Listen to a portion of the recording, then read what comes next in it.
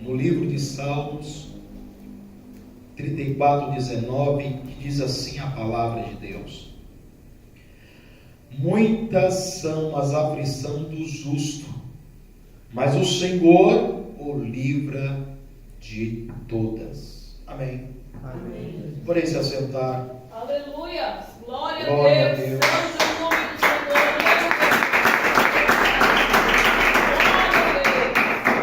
O tema desta noite é o sofrimento dos justos. Quando a Bíblia fala acerca dos justos, está falando que por meio do sangue de Jesus Cristo nós somos justificados.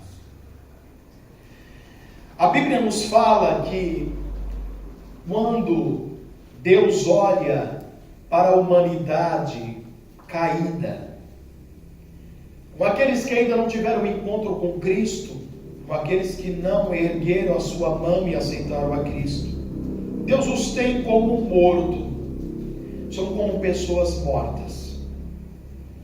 Quando a Bíblia fala então acerca dos justos, não quer dizer que nós não cometemos erros, que não cometemos pecados, que não cometemos delitos. Quando a Bíblia fala acerca dos justos, ela está dizendo que aquele que crê em Cristo, aquele que aceita Cristo em seu coração, e Cristo passa a fazer parte da sua vida, Ele passa a governar a sua vida, Ele passa a governar o seu coração, lembrando que o coração é a sede dos desejos e das emoções. O coração, quando nós falamos, estamos falando não de um órgão, mas sim daquilo que é o cerne do ser humano, daquilo que é o centro do ser humano. E quando nós colocamos Cristo no coração, colocamos Ele então para governar por completo o cerne da nossa vida, o centro da nossa vida. E quando isso acontece, logo nos tornamos justos aos olhos de Deus. Porque quando Deus então olha para o ímpio, e nós sabemos que olhar para o ímpio é como se a pessoa estivesse morta. Por quê? Porque ela não tem comunhão com Cristo, não tem comunhão com Deus, ela não tem intimidade com Deus. Mas quando passa a olhar para o homem, a mulher que tem o coração governado por Cristo, logo ele vê um justo. Por quê? Porque Cristo está governando o centro das emoções, o centro dos desejos do homem e da mulher. Agora ele passa a andar em novidade de vida. Ou seja, quando Cristo governa o coração do homem, aleluia, o desejo carnal que ele tem é suprimido por Cristo. Aleluia, quando Cristo governa o coração da mulher, aleluia, ela sente desejo pela vaidade. Cristo que governa o coração, ele suprime, aleluia, esse tipo de desejo, mostrando então que quem está no comando, quem está governando é o Filho de Deus, a vida do homem e da mulher. Aleluia, aleluia. Então, aleluia, Jesus, quando nós olhamos para esse cenário, observamos então, aleluia, que o homem e a mulher que aceitou a Cristo e tem Cristo no seu coração pode cometer erros, pode cometer falhas, mas a partir do momento que isso acontece, o próprio Espírito Santo, porque nós somos templo do Espírito Santo de Deus, ou seja, Ele mora dentro de nós. O Espírito Santo, aleluia, com aquele toque suave, delicado que Ele tem, Ele mostra logo: você falhou, glória, você errou, E você sente aquilo. E você pede perdão a Deus. Senhor, me perdoe. Eu falhei. Eu pequei. E naquele momento, novamente, Cristo assume o controle. Alalai que assúvia. Então, aleluia, Jesus, por isso, o justo, ele passa por muitas aflições. É o que o salmista está tentando nos dizer no Salmo 34, versículo de número 19. Ele está dizendo, aleluia, Jesus, que os justos, ele passa a vida inteira passando por aflições.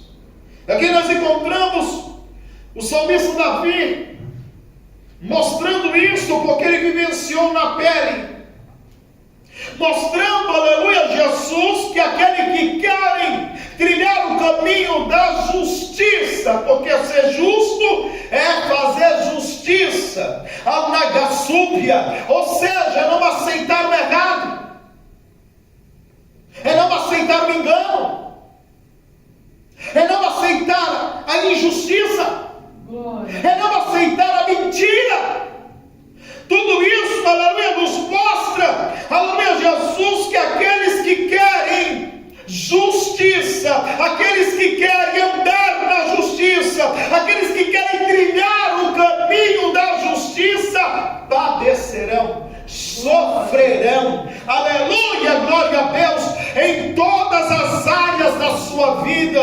Davi está trazendo a lume, aleluia, para mim e para você nesta noite, que não é somente você que tem trilhado o caminho da verdade, não é somente você que tem se esforçado para agradar a Deus, não é somente você que tem se esforçado para poder herdar o céu, porque a Bíblia nos diz que o céu é tomado à força. Aleluia, não é fácil ir para o céu. Se fosse fácil ir para o céu, todo mundo estava indo, mas a Bíblia diz, aleluia, que para ir para o céu nós vamos viver uma batalha constante aqui na terra contra o pecado, contra a injustiça, contra os desejos da nossa carne, contra a imoralidade, contra a vaidade, contra o orgulho, contra a luxúria, contra a vanglória. Tudo isso nós iremos enfrentar. É uma luta constante, sabe por quê? Porque muitas das vezes o mundo chega para mim e para você, que se está esforçando para servir a Deus, e as pessoas falam assim: não, tem um jeito mais fácil para você conquistar isso, tem um jeito mais fácil para você adquirir aquilo. Aleluia, o mundo tenta a todo momento, aleluia, nos desviar do caminho da justiça. O mundo tenta, vezes por vezes, nos desvincular do caminho certo, e por isso, aleluia, Jesus, aquele que quer permanecer no caminho, quer permanecer na justiça, aleluia, ele vai enfrentar muito sofrimento. Por quê? Porque ele vai rejeitar, ele não vai aceitar esse tipo de coisa, aleluia, Jesus, porque ele sabe que é incorreto, que é mal diante dos olhos do Senhor. Aleluia, glória a Deus. Pode as pessoas não saberem, aleluia, Jesus, da decisão que ele vai tomar, aleluia, para tomar um caminho curto, para conquistar, aleluia, o seu objetivo, mas o Deus que está no céu, que tudo ouve, que tudo vê, ninguém pode se esconder dele. E sabendo disso, o justo, aleluia, glória a Deus, que ninguém pode se esconder dos olhos do Senhor, pois o salmista chegou a dizer: se porventura eu subisse ao mais alto céu, ali tu estaria. Se porventura fizeste a minha cama no céu, ali também tu estaria. Ou seja, o justo, aleluia, sabe que ele não passa desapercebido diante dos olhos do Criador, sabe que não passa desapercebido diante dos olhos de Deus, e por isso ele prefere sofrer do que tomar o atalho. Ele prefere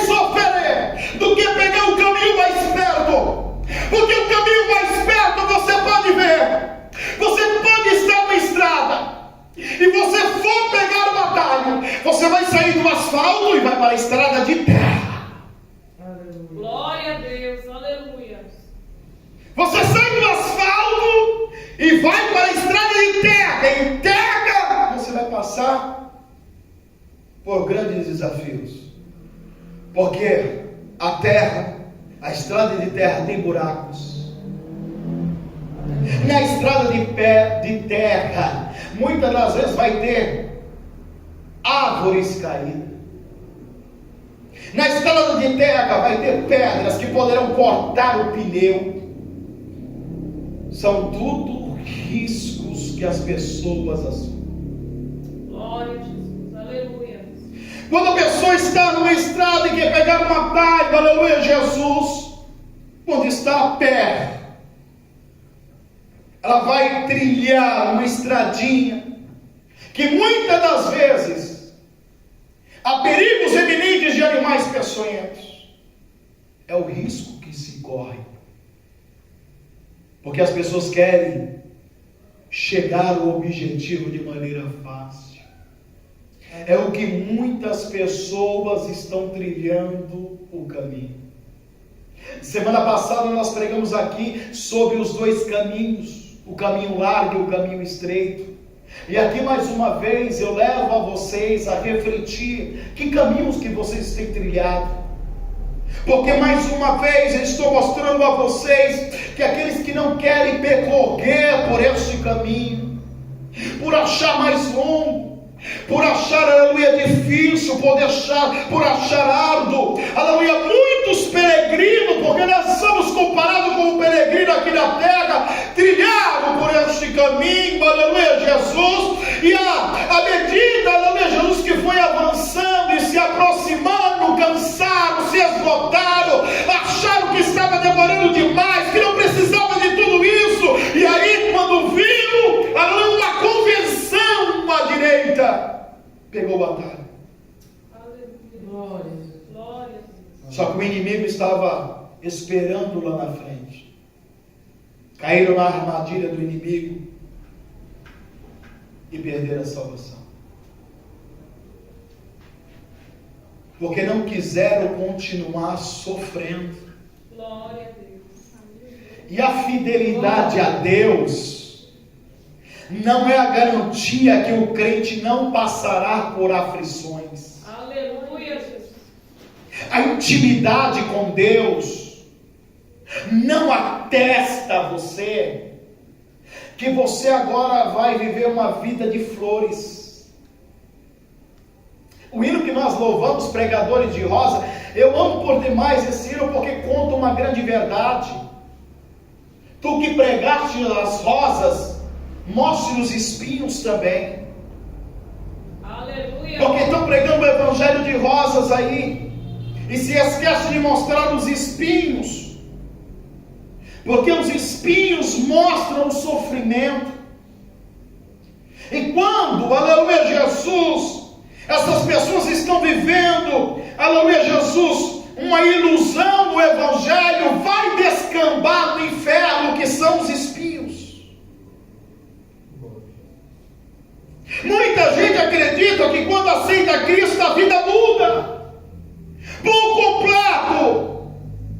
Agora não existe mais prova, não existe mais luta, não existe mais choro, não existe mais planto, não existe mais decepção. Eu digo a você, isso é uma inverdade. E quando você estiver aqui servindo a Cristo, você vai passar por sofrimento, você vai passar por decepção. As pessoas vão trair você, as pessoas vão te entregar, as pessoas vão te humilhar, as pessoas vão querer te bater, as pessoas vão cuspir no teu rosto. Mas eu quero te dizer uma verdade: você não está sozinho, aleluia, no caminho. Cristo está ao teu lado para te ajudar e para te auxiliar até você chegar ao fim. E quando chegar ao fim, aí sim, aí só é vitória. Não haverá mais pranto, não haverá mais dor, não haverá mais sofrimento. E a Bíblia diz que Ele enxugará, aleluia, do nosso rosto todas as lágrimas. As coisas,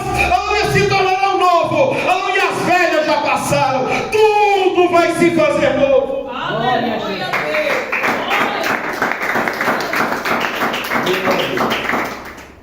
Então Jesus, Ele nos ensinou que nós iríamos passar por tudo isso. A verdade é que esses pastores, aleluia, Jesus, se pode-se dizer isso, e dessas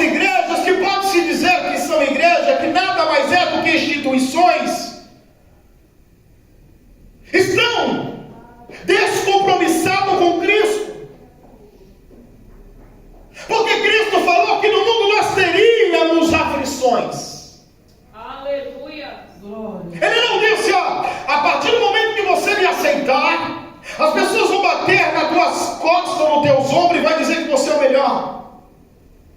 Não vai, as pessoas vão bater no seu ombro e vão dizer que você é demais. As pessoas vão bater, aleluia, Jesus, no teu ombro e vai dizer que você será um sucesso. Não, a Bíblia diz: no mundo tereis aflição, disse Jesus, mas tem de bom ânimo, porque eu já venci o mundo. Aleluia. Glória a Deus, aleluia. É a garantia de que nós também iremos vencer o mundo por meio de Cristo, porque Ele prometeu estar conosco até a consumação dos séculos. Glória a Deus. Então Jesus, aleluia, Jesus, Ele disse, Ele ensinou que tais coisas iriam acontecer ao crente. João, no capítulo 16, versículo 1 ao 4.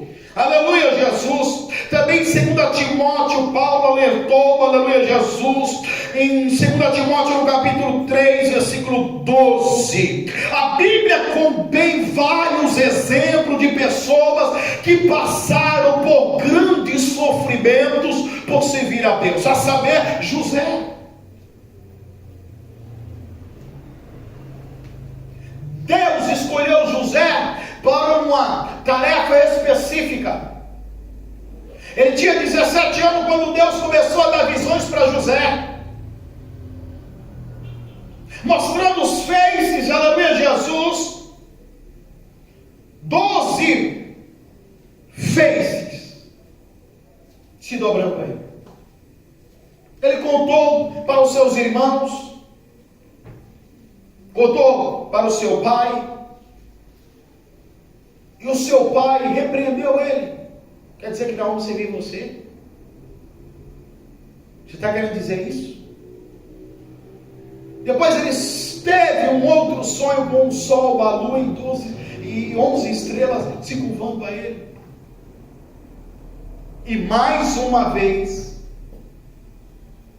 o pai dele repreendeu a ele. Jacó repreendeu José. Mas a Bíblia diz que ele guardou no coração. Jacó guarda porque ele tinha experiência com Deus, que Deus já tinha se revelado a Jacó por sonhos. Glória. E a Bíblia diz então que ele é vendido pelos seus irmãos por causa da inveja, como escravo. 17 anos. Chegando lá, vai para a casa de Potifar, e a Bíblia diz que Deus faz prosperar a casa de Potifar, mas a mulher de Potifar intenta contra ele, para se deitar com ele. A Bíblia diz que ele foge da mulher para não adulterar com ela. Isso é justiça. Ele era um mancebo, ele era um jovem ainda. Mas a fidelidade a Deus, Glória a Jesus, a comunhão com Deus, Deus estava governando a vida de José. Fez com que, ainda que ele estivesse em terras estrangeiras, que ainda que ele estivesse como escravo, escute, tem muita gente que diz assim: como que Deus pode ser comigo se eu estou passando por isso? Como que eu vou continuar sendo fiel a Deus se eu estou nessa situação, se eu estou nesse dilema, se eu estou passando por essa dificuldade? Escute, aqui está um moço que é vendido como escravo com 17 anos, é um adolescente ainda.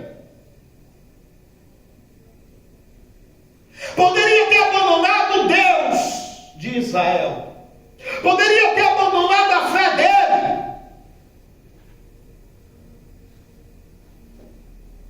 Ele agora está cativo em uma terra como escravo. Potifar falou: tudo que eu tenho está na tua mão, tudo. Confiou a ele. E a mulher, usada pelo diabo, quis enamorar José. A Bíblia diz que ela ficou com a roupa de José. Porque ele se desvencilhou dela e saiu correndo. Glória a Deus. Por quê? Porque a Bíblia diz que nós temos que fugir da aparência do mal. Isso é apenas um dos exemplos que eu cito da aparência do mal. Existem várias. A vaidade, a inveja, a mentira, a soberba, o engano, a idolatria. E a Bíblia diz ainda que ele é acusado pela mulher Potifar, que tentou agarrá-la. Se não poderia ficar pior, a Bíblia diz que acontece um julgamento, Potifar acredita na mulher, lança ele na prisão, a coisa ficou pior.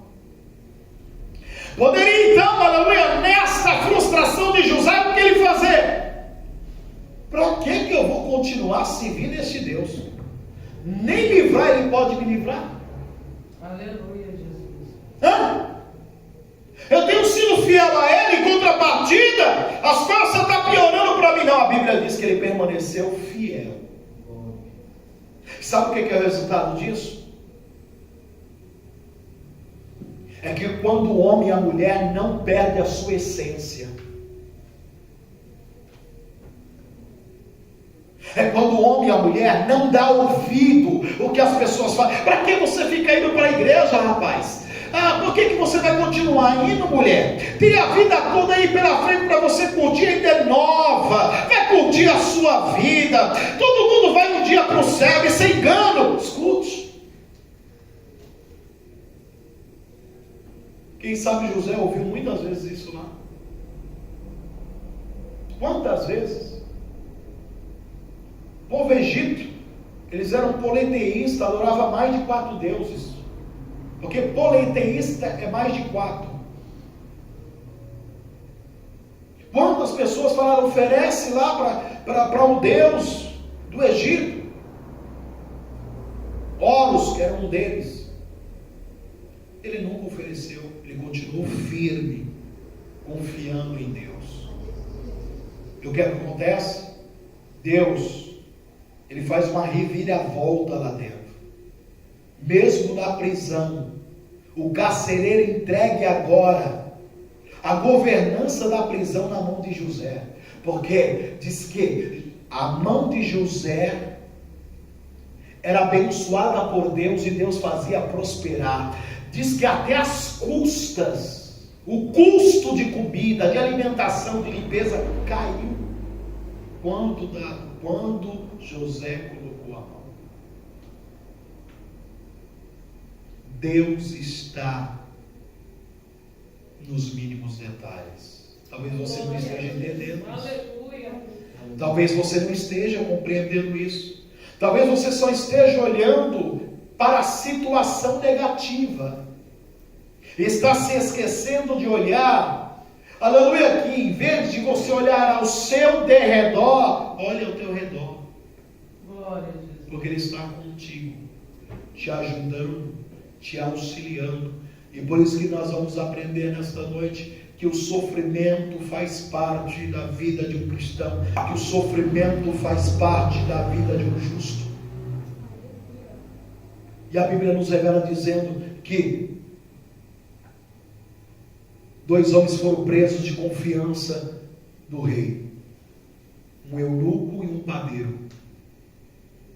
E a Bíblia nos revela dizendo que eles tiveram sonho e trouxeram até de José, porque José tinha este dom de decifrar os sonhos, discernir o sonho. E a Bíblia diz que conforme José decifrou, aconteceu. Aleluia. Até quando surge então a oportunidade de Deus agir. Escute, aleluia. Nós vamos aprender nesta noite que o sofrimento muitas das vezes faz parte do processo de Deus para nossas vidas.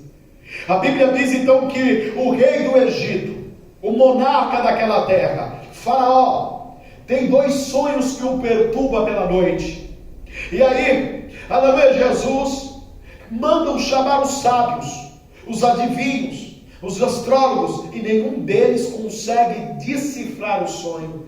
Aí, aleluia, Jesus, o eunuco, lembra de José, que havia desvendado na prisão o sonho sonho dele, e que conforme ele havia dito, aleluia, Jesus, que com 3 dias o faraó restauraria o cargo dele, restaurou. Ele falou: Senhor, existe um homem lá na prisão que ele consegue decifrar os sonhos. Ele decifrou o meu e aconteceu, e também do padeiro, e também aconteceu. O padeiro morreu dentro de 3 dias, e mandaram chamar ele na prisão. E a Bíblia diz, aleluia, Jesus, que quando o faraó olha para ele e fala assim: você tem o poder de decidir o sonho? Ele falou: não, Deus tem.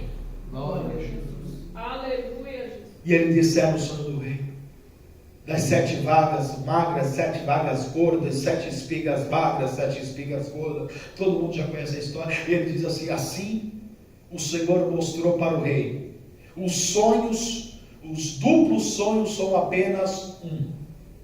E ele mostrou 2 vezes, repetiu o sonho de maneira diferente, para mostrar que o negócio é urgente e é necessário. Haverá 7 anos de abundância e 7 anos de fome, que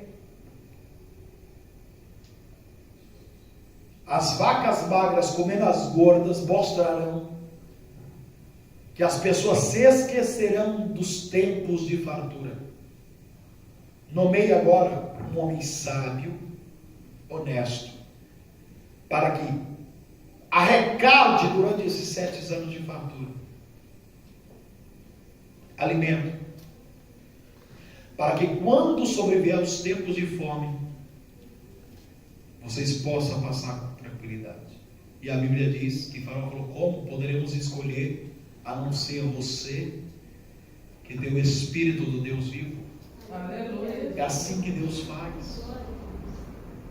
Mas isso demorou muito tempo. Se eu não me engano, demorou 17 anos para isso acontecer. 17. Tem muita gente que começou agora na trajetória e na caminhada, que tem 5 anos, 10 anos, e já está chorando e gemendo e falando que não vale a pena. Quero dizer para você, o processo, ele é lento. O processo é doloroso, mas o final dele é compensador. Glória a Deus. Poderia citar aqui Davi. Davi passou 13 anos, Deus deu o trono para ele ainda adolescente. Davi só assume o trono 13 anos depois. E com isso, ele passou por perseguições. Teve que se esconder até na terra do inimigo filisteu. Teve que entrar em cavernas. Passou por um bom bocado, passou fome, passou sede, passou frio. Foi abandonado por muitos. Mas a Bíblia diz que Deus cumpriu no final. Aleluia, Jesus. Por isso, os salmos tão ricos de Davi, que cerca de 70% podemos dizer que foi escrito pelo rei Davi. E olha a oração dele: livra-me, Senhor, do homem mau, guarda-me do homem violento, os quais pensam mal no coração, continuamente se ajuntam para a guerra, aguçar a língua como a serpente, o veneno da víbora está debaixo dos seus lábios. Guarda-me, Senhor, da mão do ímpio, guarda-me do homem violento, os quais propuseram desviar os meus passos. O soberbo me armaram laços e corda, estenderam a rede à beira do caminho, armaram-me laços corrediços. Eu disse ao Senhor: ouve a voz da minha súplica, ó Senhor. Senhor Deus, fortaleza da minha salvação, tu cobriste a minha cabeça no dia da batalha. Não cumpras, ó Senhor, o ímpio os seus desejos, não deixe por diante o seu mau propósito, para que não se exalte. Quanto aos que se levantam contra mim, cubra as suas cabeças com a maldade. Então eu louvarei o Senhor e viverei eternamente na sua casa. Isso é um dos salmos. Salmo 23. O Senhor é meu pastor, nada me faltará. Deitar-me faz em verde pasto. Guia-me mansamente nas águas tranquilas, por amor do teu nome. Ainda que eu andasse pelo vale da sombra da morte, não temeria mal algum, porque tu estás comigo. A tua vara e o teu cajado me consola. Unge a minha cabeça com óleo, meu cálice transborda. Prepara perante mim uma mesa diante dos meus inimigos, e habitarei na casa do Senhor por longos dias. O que ele poderia continuar dizendo aqui de Jó?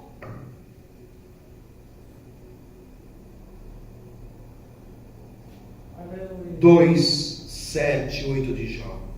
Então saiu Satanás da presença do Senhor e feriu a Jó de uma doença maligna, desde a planta do pé até o alto da cabeça. E Jó, tomado pelo pedaço de telha, para raspar com ele as feridas, assentou-se no meio das cinzas. Sabe o que é isso? A Bíblia diz que Deus dá testemunho desse homem assim, ó. Homem reto, sincero, temente a Deus e que se desvia do mal. Como poderia acontecer uma docilidade dessa? Humanamente falando, parece não valer a pena seguir a Deus. Mas a Bíblia diz que em tudo isso Jó não pecou contra Deus. É por isso que Deus, o soberano, o monarca, o criador de todas as coisas, ele deu testemunho de Jó. Que coisa linda é quando Deus dá testemunho para Satanás da tua vida e da minha vida.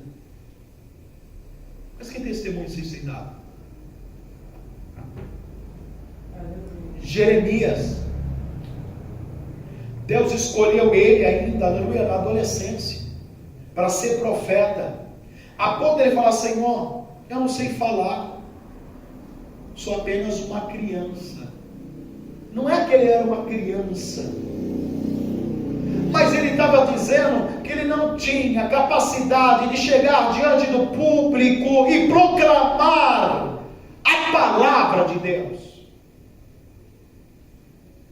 E o Senhor disse: não diga que você é uma criança. Colocarei as palavras da tua boca e ninguém vai prevalecer contigo. Ela passou por sofrimento, foi humilhado muitas das vezes. Diz a história que a própria família dele abandonou ele, a própria família, pai, mãe, irmãos, abandonou. E os seus compatriotas, os seus patrícios queriam a morte dele. Lançaram ele dentro de uma cisterna e a sorte dele é que estava vazia. Diz a história que foi colocado num calabouço, úmido, frio, sem comida, e que ele estava prestes a pegar uma pneumonia. Tudo isso por amor a Deus. Aleluia, Jesus. Mas nenhuma das suas profecias caiu por terra, mas se cumpriu. E todos viram que Deus realmente falou por intermédio do profeta.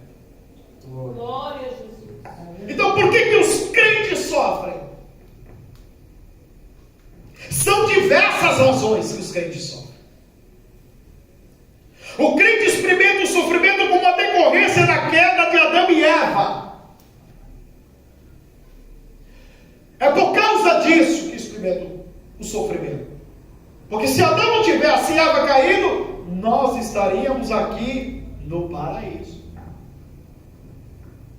Aí, a Bíblia afirma que pelo que, como o homem entrou o pecado no mundo, e pelo pecado a morte, assim também a morte passou a todos os homens. Todos. É por isso que nós morremos.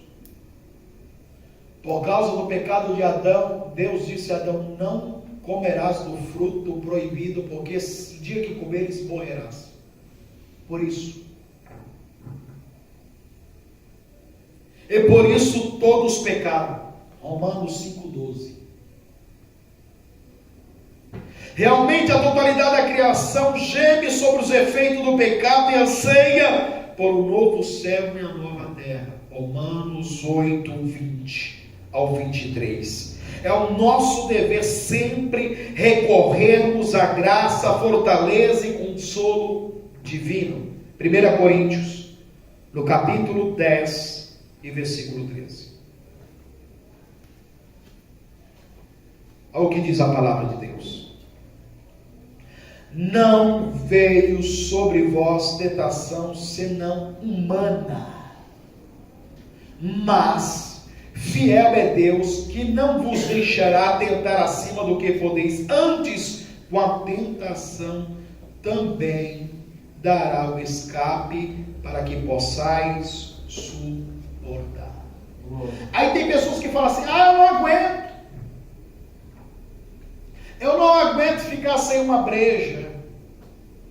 Não é assim? Eu não aguento ficar sem a minha maquiagem. Não é? A Bíblia diz que não sobrevém tentação senão humana. Glória a Deus. É o que você pode suportar.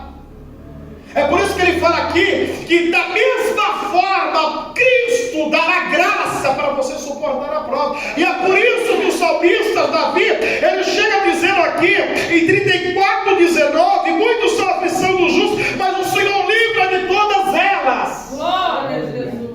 Quando, aleluia, José se depara com a mulher seminu à frente dele, agarrando ele, o que ele faz? Ele cede à tentação? Não, pelo contrário, a tentação é humana. Ele sabe disso, que a tentação humana, ele se desvencilha dela, ela fica com a roupa do corpo dele, mas ele foge, porque o escape Deus deu a ele. Glória a Deus, aleluia. É como alguém pode dizer assim: mas eu não aguento.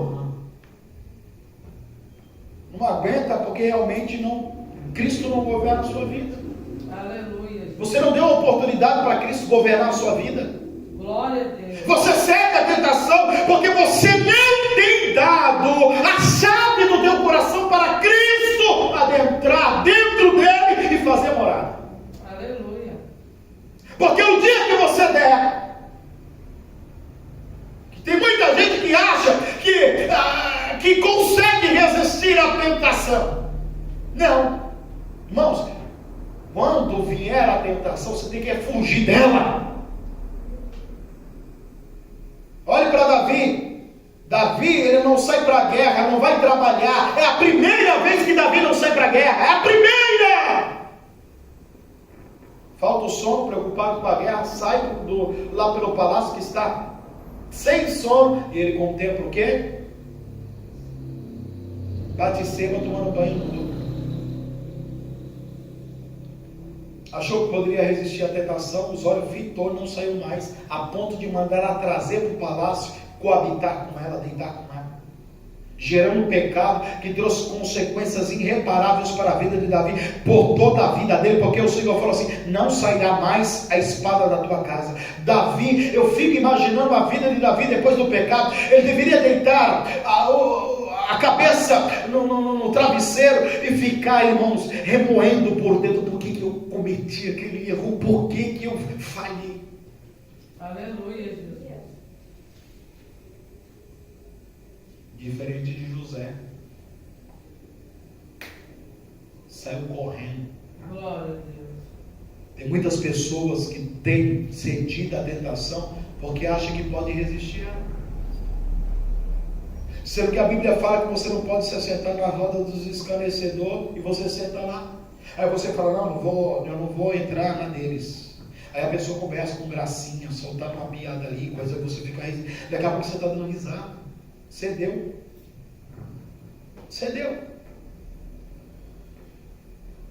Sai para um churrasco com pessoas ímpias. Não, você só vai beber Coca-Cola. Você só vai beber refrigerante. Aí o camarada começa lá, bem no nariz do cristão. Olha aí, rapaz, lembra lá? Daqui a pouco o camarada sério está bebendo. Só que a Bíblia já deu um conselho: não se detém nos caminhos dos pecadores. Glória a Deus. Salmo primeiro. Aí vai dizer que não resistiu à tentação, você procurou. Aleluia, Jesus. Então, certos crentes sofrem pela mesma razão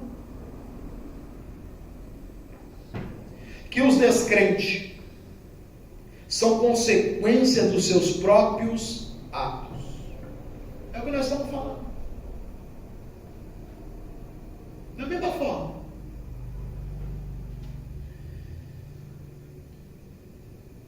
É o nosso dever sempre proceder com sabedoria de acordo com a palavra de Deus. Evitar tudo o que nos privaria do cuidado previdente de Deus. Glória a Jesus. Vai ter uma festa de aniversário lá na minha casa, lá você está convidado. Tem bebida? Não vou. O que eu vou fazer lá? Teus colegas do passado, porque você, a partir do momento que você começa a trilhar o caminho da justiça, que você passa a ser justo aos olhos de Deus por meio de Cristo, a amizade afasta. É a primeira coisa que acontece. Se isso não está acontecendo, é porque você não está no caminho. Glória. Porque é natural. As pessoas não querem ficar mais com você. Você se tornou uma pessoa chata.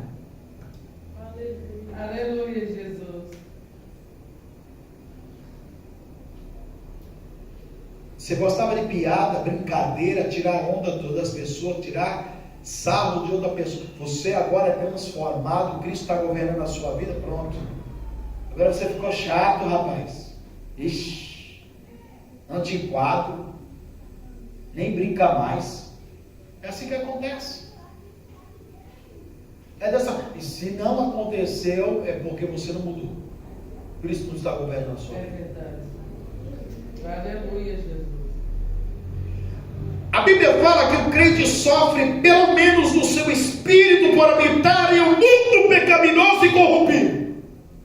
Ele padece por dentro, porque ele não aceita o governo do mundo. E quando eu falo governo, estou falando de Satanás, porque é ele que governa o mundo. E o cristão justo, aquele que trilha o caminho da verdade, ele não suporta este mundo. Ele tem nojo deste mundo, porque ele passa a sentir o que Deus ele sente. Porque a Bíblia diz que o pecado da humanidade cheira mal a narina de Deus. Da mesma forma, aquele que está em Cristo, logo, ele é uma nova criatura. Agora Cristo passa a viver a vida dele. E aí, a Bíblia diz que Paulo diz assim: não vivo eu, mas Cristo vive em mim. Ou seja, eu não faço mais o que eu quero, eu faço o que Deus quer. Eu faço o que Cristo ordena fazer. Eu não agora faço as minhas vontades, agora não faço os meus desejos, eu faço a vontade do Mestre, eu faço o desejo do Mestre, e por isso o Mestre me governa. Desta forma, nós sentimos repulsa pelo mundo. Sentimos repulsa pelo pecado. Quando nós vemos a injustiça acontecendo na vida de pessoas, sejam elas as mais humildes, nós ficamos irados. Por quê? Porque agora nós olhamos com outros olhos, com outros ângulos. Se outrora para nós era alegria, se para nós outra hora era falta de sorte da pessoa, para nós vemos que a injustiça impera, e que quem governa este mundo é o príncipe das trevas. E isso nos remete um desejo de justiça, que a verdade venha à tona.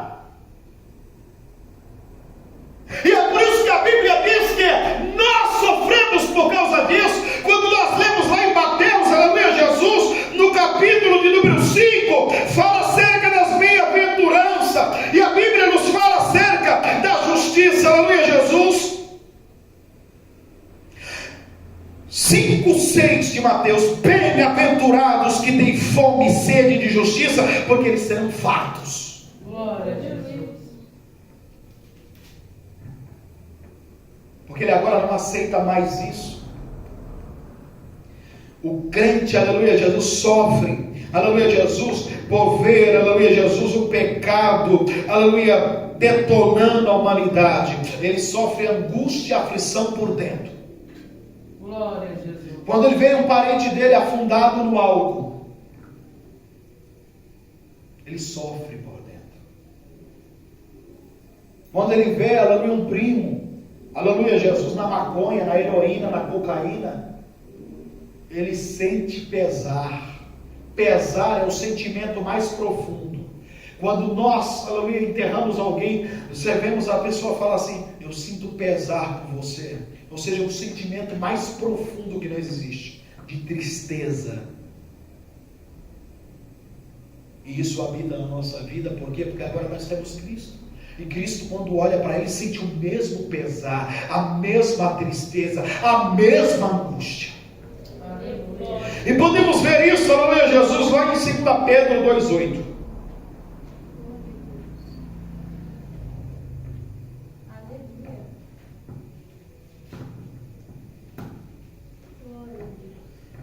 2,7 que diz assim, 8.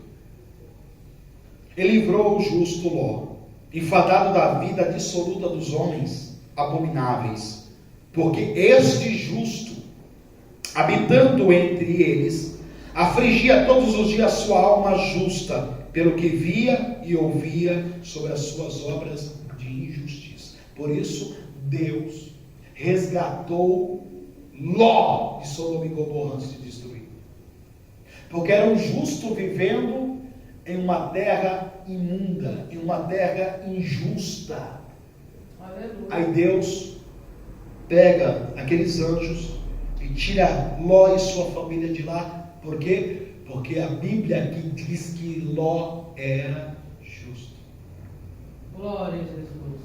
E que ele sofria por ver a maldade daquele povo, por ver a depravação daquele povo. Ele vivia lá, mas ele não perdeu a sua essência. Ele não cedeu aos desejos da carne, porque aquele povo era um povo, aleluia, que tinha relações com homens, mulheres com mulheres, homem com mulher. Era desse jeito, era uma devastação, aleluia, Jesus, do pecado naquela cidade, e por isso ela se tornou abominável aos olhos de Deus, a ponto de Deus querer destruir. Mas a Bíblia diz que por causa de um homem que não aceitava aquela injustiça, que não aceitava aquela imoralidade, Deus o livra da condenação sobre aquela cidade e retira ele e sua família em segurança. É assim que Deus faz.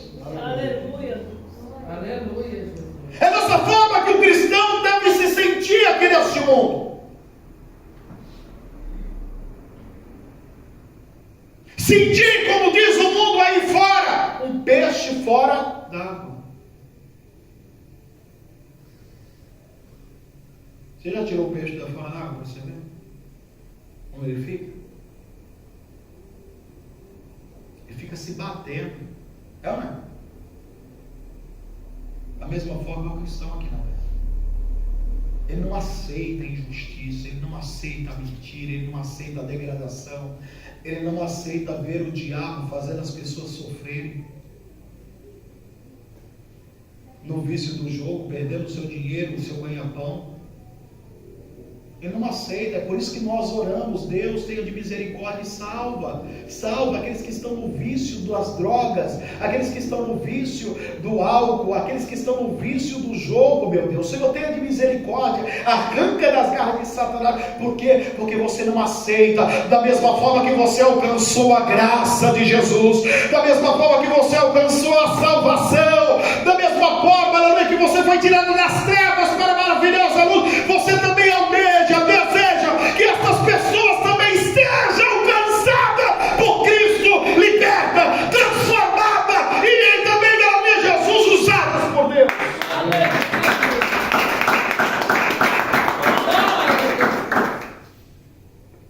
Os crentes também, eles enfrentam um ataque de Satanás. As pessoas que andam, glória a Jesus, o caminho verdadeiro, no caminho certo, procurando agradar a Deus, ele sofre os ataques de Satanás. Porque o diabo ele não está preocupado com a pessoa que está numa instituição onde não se prega a verdade, onde tudo é flores e que vai levar para ele para o inferno. Para que ele vai dar o seu trabalho de lutar contra aquela pessoa? Já é dele. Agora, aquele que está na verdade, ele sabe que é de Cristo, que pertence a Cristo. E ele vai tentar de todas as suas armas para poder arrancá-lo de Cristo. Fato é, para ele já está tudo perdido. E ele não quer ir sozinho, ele quer levar o maior número de alma possível.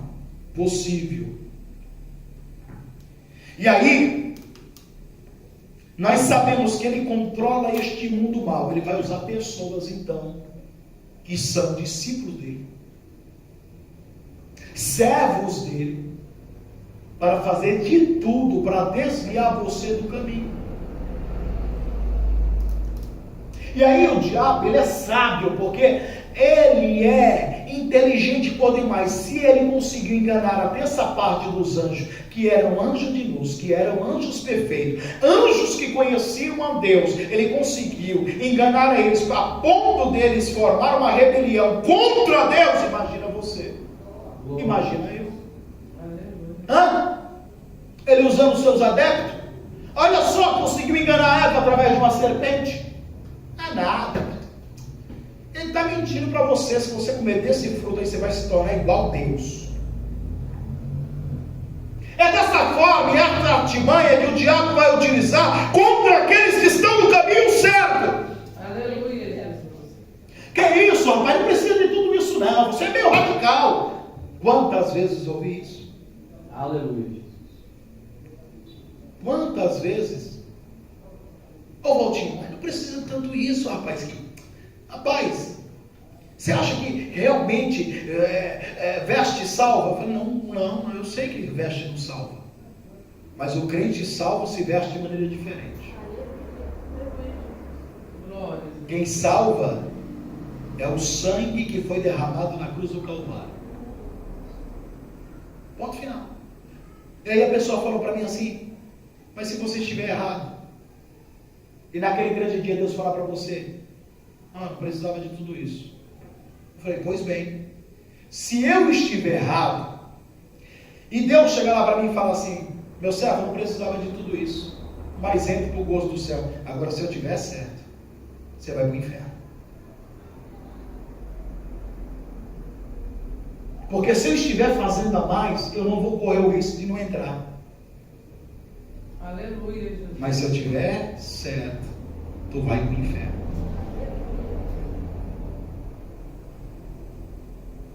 Vale a pena correr o risco? Vale? Glória a Jesus. Você quer ser jogador de poker? Jogador de poker que vive correndo risco. E quantos estão falidos aí que já perderam até a casa, carro, perderam seus bens, pessoas que têm muito dinheiro e perdeu a família. Será que vale a pena correr risco? Primeiro, não é pelo fato de ter medo de correr risco, eu sigo Bíblia. E a Bíblia, ela é o manual para a gente ir para o céu. Porque ela é a revelação de Deus para o ser humano. Por isso nós dizemos que ela é a regra de fé e prática. Porque nela contém as leis de Deus que nos leva para o céu. Então o diabo ele vai tentar de tudo através dos seus súditos. E como eu disse a vocês, os súditos não são apenas aqueles que estão no mundo, mas estão em instituições. Eu digo instituições porque não pode chamar de igreja. Porque onde Cristo não é o centro das atenções, onde Cristo não é pregado, onde os seus ensinamentos não é observado, não é igreja. Então é estes mesmo que ele vai usar, usando textos da Bíblia, para poder distorcer a tua fé e te afastar do caminho. Mas eu quero te dizer nesta noite o que está em jogo é a tua alma. Vale a pena correr o risco? Glória a Deus. Hã? Aleluia. Porque você corre o risco. E se porventura tivesse uma outra oportunidade, uma nova chance, não vai ter. É uma só. Uma única vez. Aí a Bíblia nos diz, aleluia Jesus, que Jesus afirmou que uma das mulheres que foi curada por ele estava presa por Satanás há 18 anos. Lucas, no capítulo 13, versículo 11 ao 16. Aquela mulher, ela estava há 18 anos presa por Satanás. Isso mostra que o diabo, ele adentra na vida das pessoas. Vamos lá, vocês querem ler? Lucas, no capítulo de número 13, 11. Olha a palavra de Deus que nos diz. Eis que estava ali uma mulher que tinha um espírito de enfermidade havia 18 anos e andava curvada e não podia de modo algum endireitar-se. E vendo-a Jesus, chamou a si e disse-lhe: mulher, está livre da tua enfermidade. E pôs as mãos sobre ela e logo se endireitou e glorificou a Deus. Está aí. É a palavra de Deus. Por isso que Deus, ele manda nós nos revestirmos dessa armadura de Deus. Efésios, no capítulo de número 6, versículo de número 10. Revestir, pois, de toda a armadura de Deus, para que possais resistir contra a astuta cilada do diabo. Versículo 11 e 12. É através do revestimento que nós neutralizamos o dardo inflamado do inimigo, neutralizamos o poder de Satanás, porque onde houver uma mulher e um homem de Deus cheio do Espírito Santo, o diabo não tem poder contra ele, Satanás não tem poder contra ela.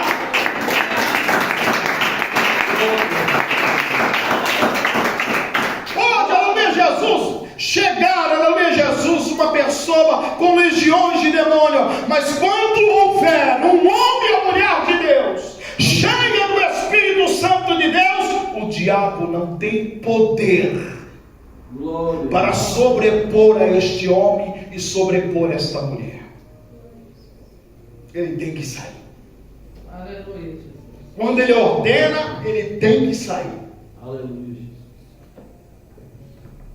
É por isso que eu falo para vocês que quando realmente há um homem ou uma mulher de Deus, o diabo não tem poder sobre a vida dele. Por quê? Porque o homem ou uma mulher de Deus, ele é guiada por Cristo.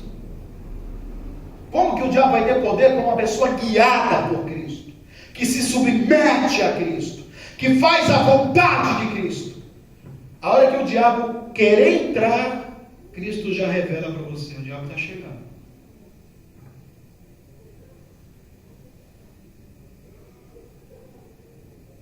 Agora, os tais que vivem nessa ilusão, que serve a Deus, que é bispo, que é missionário, são enganados pelo diabo até o fim. E quando é tirado o fôlego de vida deles, no dia que é chamado, porque todos nós já está determinado o dia que nós vamos morrer, é surpreendido pelo diabo buscando a alma. Mas não adianta gritar: eu era servo de Cristo. Não, você servia a mim. Então Satanás e seus seguidores, eles se comprazem em perseguir os crentes. Quando ele vê um crente fragilizado, eles dão gargalhada. Quando ele vê um crente desanimado, ele fala assim: estamos vencendo. É questão de tempo para derrubar ele. Porque o inimigo, ele trabalha com este efeito. Por isso, nós temos que entender. Porque muitas pessoas falam assim: eu vim a este mundo para sofrer. Por que eu vim neste mundo para sofrer? Por que é que eu não morri no ventre da minha mãe? Por que é que só eu passo isso? Escute! Os seus irmãos do passado passaram pela mesma coisa. Eu mostrei aqui para vocês. Poderia citar aqui Abraão, coitado, que desceu na terra do Egito e Faraó pegou a sua esposa. Poderia citar aqui, aleluia, outros também, como a Bíblia nos mostra, aleluia, Jesus, que Lázaro padeceu e morreu na sua enfermidade. Os justos passam por aflições. Os justos sofrem nessa terra. A Bíblia nos demonstra dizendo, aleluia, Jesus, que várias pessoas, a irmã Ana, era estéril, humilhada por Penina, que era a competidora dela. Aleluia, Jesus a todo momento era humilhada por ela. E a Bíblia diz que ela permanecia até o dia que ela tomou uma decisão, foi no templo, orou a Deus. Deus ouviu a ela, porque ela fez um voto, e Deus concedeu a vitória a Ana, não dando apenas um filho, mas 7. Todos passam por sofrimento. A Bíblia diz que próprio Cristo passou por sofrimento. No domingo nós pregamos aqui que Isaías fala que ele era homem de dores, experimentado no trabalho, não tinha parecer, não tinha formosura, que as pessoas, quando via ele, abaixavam a cabeça, sentiam vergonha dele. Ele passou por rejeição aqui na terra, ele passou por perseguição, porque nem os irmãos de Jesus queriam ele. Aleluia, glória a Deus. Ele foi perseguido, humilhado, cuspido na cara, aleluia, açoitado por mim e por você, e ele continuou firme. É por isso que ele disse: no mundo tereis aflição. Aleluia, Deus. Mas tem de bom ânimo, porque eu venci o mundo. Eu venci. Glória a Deus. O crente sofre também porque ele tem a mente de Cristo. Glória a Jesus. Ele pensa da mesma forma com Cristo. Quando ele está num dilema, em um problema, em uma situação difícil, ele pensa desta forma: o que Cristo faria agora? Imagina você estar lá sendo acusado de alguma coisa e você não tem culpa, você é inocente, e as pessoas estão lá, um círculo em volta de você, te acusando, te apontando. Você que tem a mente de Cristo, você fica quieto, calado, em silêncio, pensando: o que Cristo faria agora?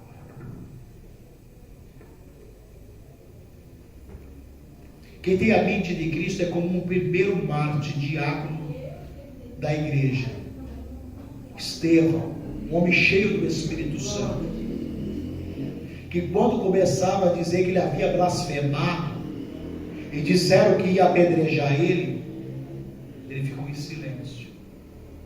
Ele não havia cometido nada errado, não havia cometido pecado nem blasfêmio, ele permaneceu quieto. E quando os seus algozes estavam atirando pedra contra ele, ele falou: Senhor, perdoa. É o que o Cristo faria. Foi o que Cristo fez. Perdoa, porque não sabe o que fazem. Aleluia. Nós encontramos crentes hoje que falam desta forma: mexeu comigo, vai ver. Eu dou um boi para não entrar numa briga e dou uma boiada para não sair. Isso não é coisa de crente. Aleluia.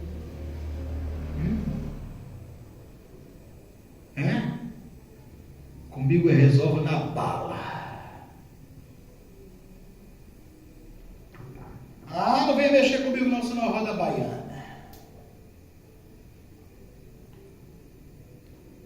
Eu sou convertida, mas minha mão não é. Isso não é crente.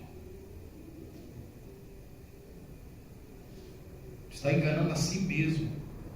Aquele que tem a mente de Cristo, ele entrega a Cristo.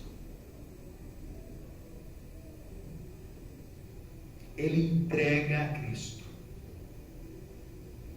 Ele coloca o joelho dele no chão, ela coloca o joelho no chão e deixa Deus pelejar por ela e por ele. E eu vou falar para você. Deus entra na peleja e dura coisa é cair na mão do Deus vivo.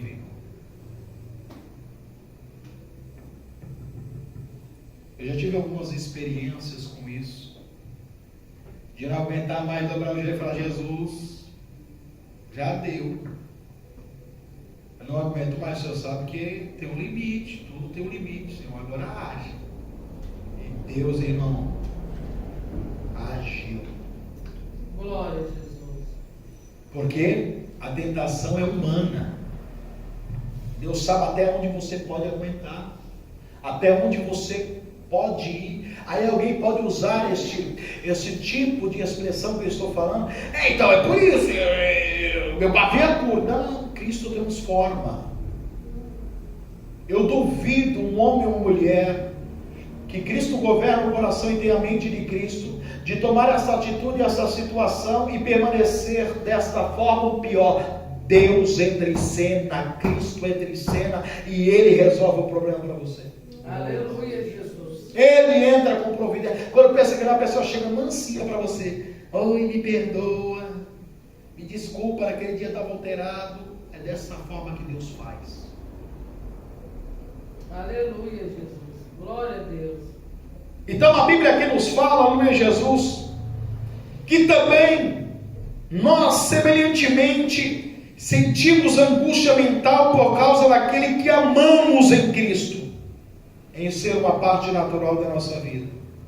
E aí Romanos, Paulo fala 8,17: chorai com os que choram, alegrai-vos com o que se alegram. O crente que vê o seu irmão na prova, que vê o seu irmão na dor, que vê o seu irmão triste, que vê o seu irmão angustiado, que vê o seu irmão chorando e não se compadece, nunca foi servo de Cristo. Nunca.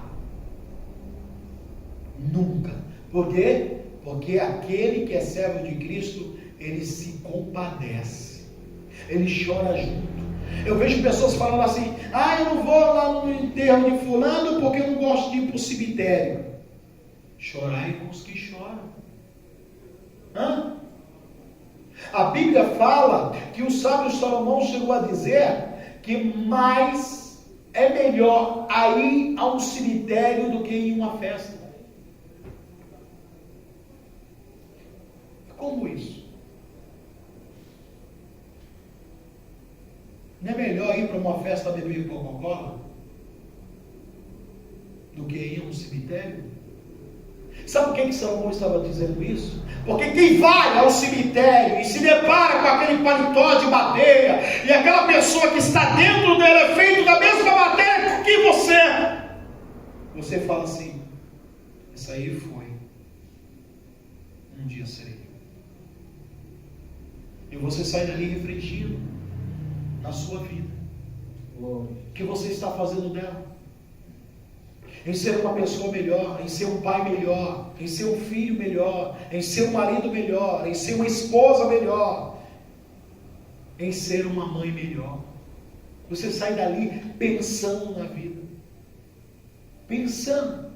Quem é que não é motorista e já passou no sinal vermelho, mas quando você sai de lá, você para em todo sinal? Porque aquele choque de realidade faz refletir a você a sua realidade.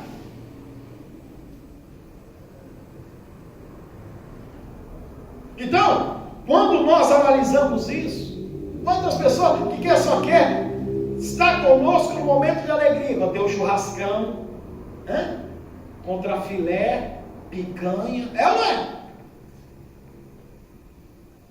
Não quero nem frango. É contra filé e picanha. Olha lá uma linguiça toscana. Quero estar com você neste momento, mas no momento que você realmente precisa, no momento que você perde algo, ou perde alguém, ou que você está passando pelo processo, não chega alguém para dizer: estou ao teu lado. Você não está sozinho, não. Pode encostar aqui a sua cabeça no meu ombro aqui, que eu estou aqui para lhe ajudar. Não precisa muito, apenas um abraço. O abraço fala mais do que palavras.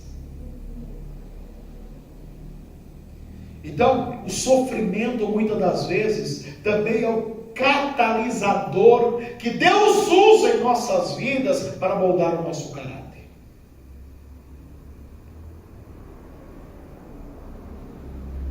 Sabe aquele homem bravo, aquela mulher valente? Deus usa muitas das vezes o sofrimento como catalisador para tratar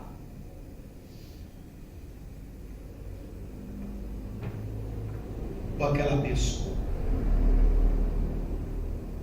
para tratar com aquele homem, com a mulher que diz que serve a Deus. Então Deus muitas vezes emprega o sofrimento a fim de chamar ele e ela para perto de si, para chamar a atenção dele e dela.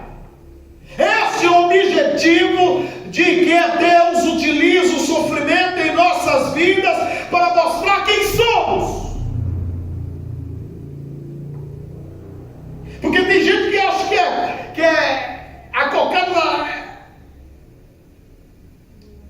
Não. Pode colocar. Não. Acho que é o rei da cocada, irmão. Não. A última bolacha do pacote, né? A última bolacha do pacote, se isso é tão importante. É ou não? A pessoa muitas das vezes não tem nada de diferente que a outra tem, mas se acha. Aí Deus trata, porque lá no céu não entra desse jeito. Altivez de espírito não entra. Soberba não entra. Exaltação não entra. Isso são bagagens do mundo. Então Deus, Ele utiliza o sofrimento para poder tratar com a pessoa, para poder quebrar o vaso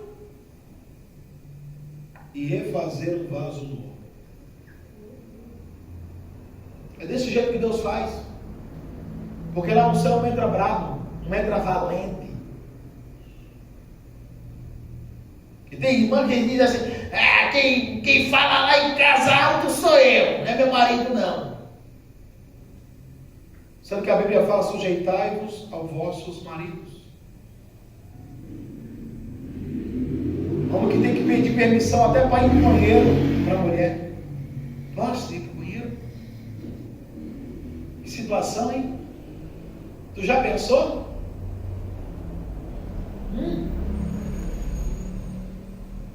Aí Deus tem que tratar, porque Ele não vai levar essa mulher valente lá para o céu.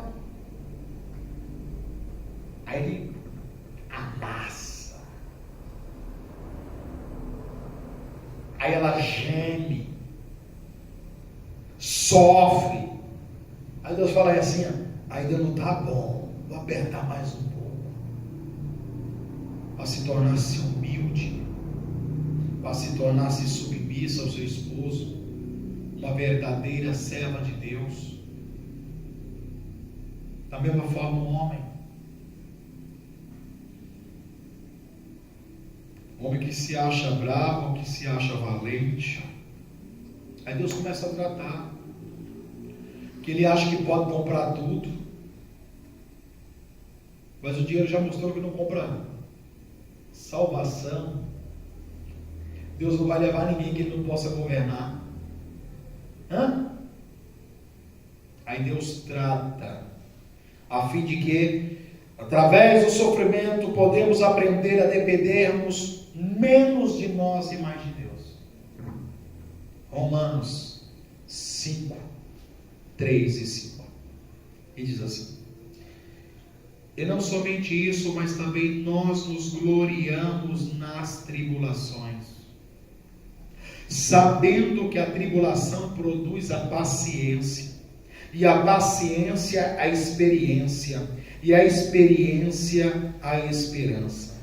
E a esperança não traz confusão, porquanto o amor de Deus está derramado em nosso coração pelo Espírito Santo que nos foi dado.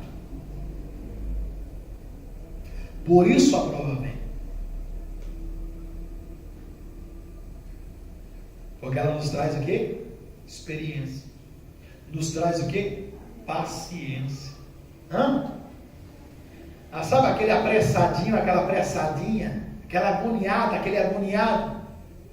O sofrimento vem, a tribulação vem, a angústia vem, e ele se torna paciente. Amém? Então é nosso dever usar nossa experiência divina do sofrimento para encorajar e fortalecer a outros crentes. Porque Deus muitas das vezes permite esse sofrimento nas nossas vidas para que nós criamos experiência, para que estas experiências sejam passadas para outras pessoas também. Porque como que eu poderia estar aqui nesta noite se eu não tivesse experiência para contar para vocês, se eu não tivesse experiência com Deus, se eu não tivesse experiência com a palavra de Deus? Como eu poderia estar aqui para poder ministrar a vocês, ensinar a vocês, mostrar o caminho para vocês e dizer para vocês: olha, o caminho de Cristo não é só rosas, não é só flores, não vai ser só vitória. Vai ter espinho, vai ter momento que você vai chorar sozinho, vai ter momento que você vai procurar um amigo e não vai encontrar, vai ter momento que vai ser só você e Deus, mas não se preocupe, porque vai ser só você e Ele mesmo, e você estará na melhor companhia, porque Cristo jamais abandona você. Aleluia.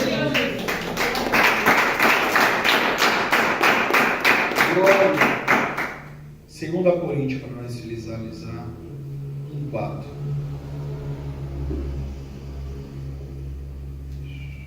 Olha o que a palavra de Deus nos diz.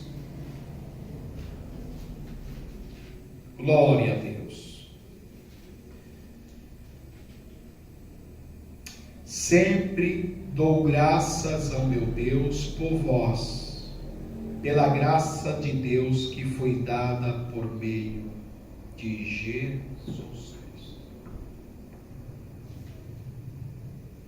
Você vê o que o processo faz? Paulo, ele diz aos coríntios, aos irmãos de Coríntios, à igreja de Coríntios: sempre dou graças a Deus por vocês, por Cristo ter salvado vocês, por Cristo ter resgatado vocês. Ele agradece a Deus pela salvação daquelas pessoas, porque o crente que serve a Cristo, ele se importa com o outro.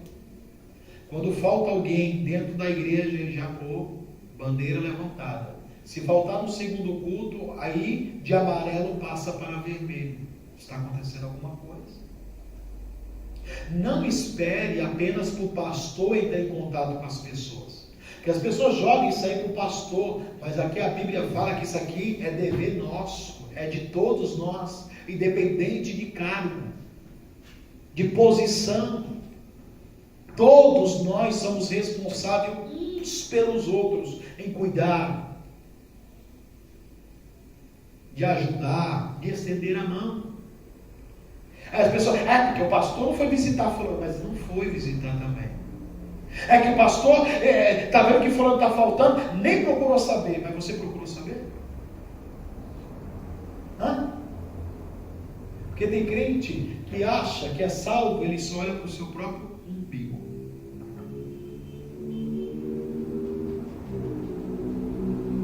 E o processo nos faz sentir isso.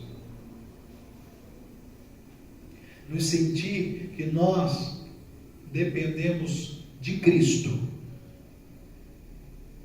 E que nós servimos a todos. Porque Cristo nos ensinou assim, nos deu um novo mandamento: amai-vos uns aos outros como eu vos amei. Que sejais Ele superior a vocês. Ou seja, nós devemos se comportar como servos. Então, o sofrimento, nós aprendemos aqui que todo salvo, que todo justo passa por sofrimento. Eu vou deixar para a próxima quarta-feira para dar continuidade nisso aqui, que isso aqui é extenso. Para mostrar para vocês que Deus utiliza o processo na sua vida, o levante na sua vida, para poder tratar o teu caráter. Amém? Amém. Que Deus abençoe. Continue falando em cada coração.